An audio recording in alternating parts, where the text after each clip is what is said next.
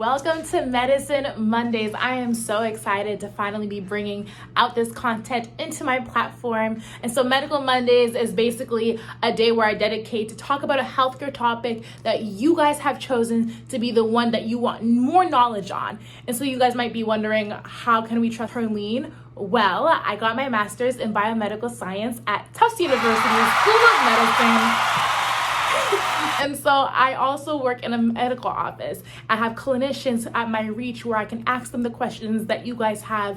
I have physicians who are my mentor, NPs as well, professors who work at Tufts University School of Medicine. And so I believe that with all this privilege I have with these resources, I should be able to, pay the way forward and share it to you guys if you guys have questions. So use me as a resource. I'm here to be able to shed some light on some difficult topics, some conversations that are hard to have at home, some taboo topics that you might feel is too embarrassed to call up your primary care physician. Use me as your resource so I can be able to shed some light. Today's topic is on coronavirus!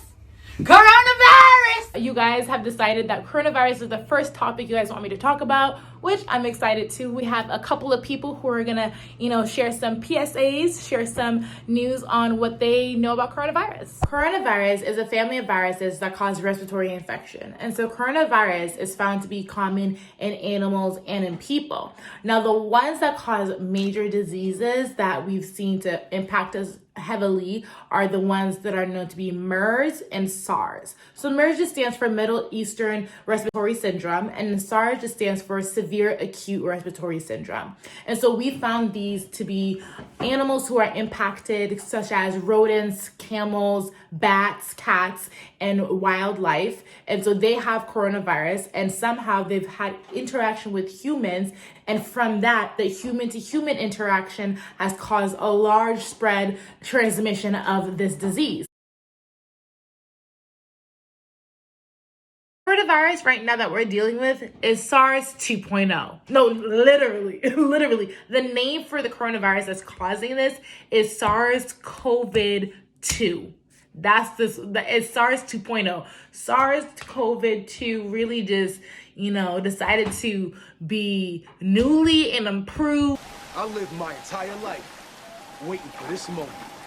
And so I just want to also dismantle the idea that this is a Chinese virus. I think it's very ignorant to label this virus with an ethnicity. It's wrong. And I think it's something that we need to talk about as Americans to protect our Asian Americans, to protect Asians in general, because we do have the freedom of speech. So your girl's talking, and I'm about to talk a lot right now because it is wrong to say that this came from Chinese people. That is incorrect. There is a link to this virus to be found in Wuhan, China, in a live wild food market where bats actually are thought to have this type of virus that is causing this pandemic, and it was transmitted to a human.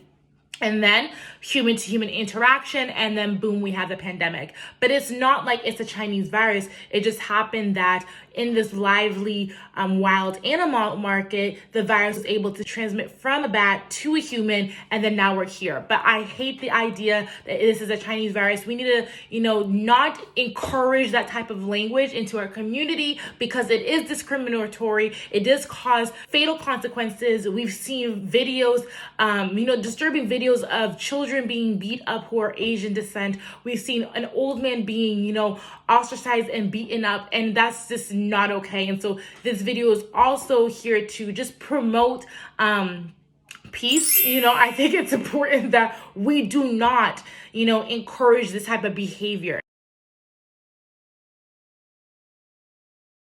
So let's check out what some of our healthcare providers know about coronavirus. Wonderful medical assistant here with us, Abby. Tell us what you know about coronavirus. Well, there's a lot to know about coronavirus. The symptoms are pretty wild because it could be literally anything and you might have coronavirus.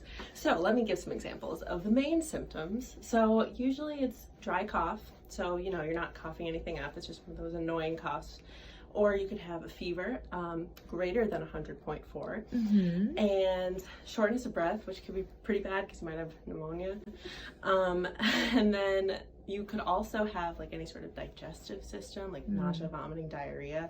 So none of that's fun. And then the CDC recently came out with a loss of taste / smell.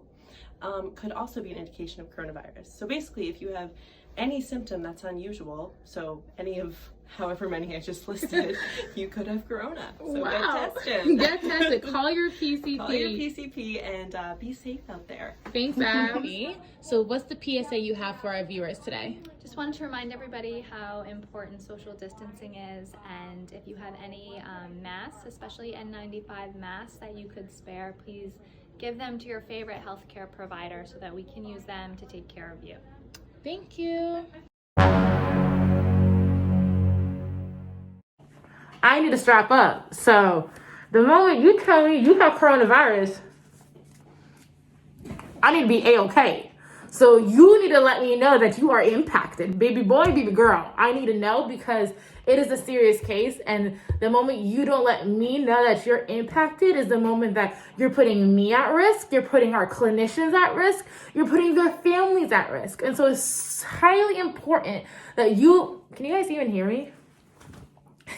It's highly important that you let your PCP know that you're coming into the office with these symptoms. I know you might feel ashamed, but it's nothing to be ashamed about. So